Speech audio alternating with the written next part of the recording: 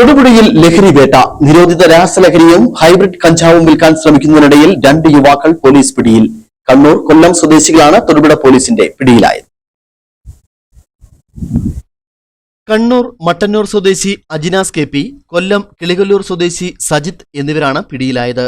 ഇവരിൽ നിന്നും വിൽപ്പനയ്ക്കായി സൂക്ഷിച്ചിരുന്ന 5 LSD സ്റ്റാബുകളും 1.93 ഗ്രാം ഹൈബ്രിഡ് കഞ്ചാവും പോലീസ് പിടിച്ചെടുത്തു. മണക്കാട് നിന്നുമാണ് പ്രതികളെ പിടികൂടിയത്. പ്രദേശത്ത് ലഹരി വിൽപ്പന നടക്കുന്നതായ വിവരത്തെ തുടർന്ന് പോലീസ് നിരീക്ഷണം ശക്തമാക്കിയിരുന്നു.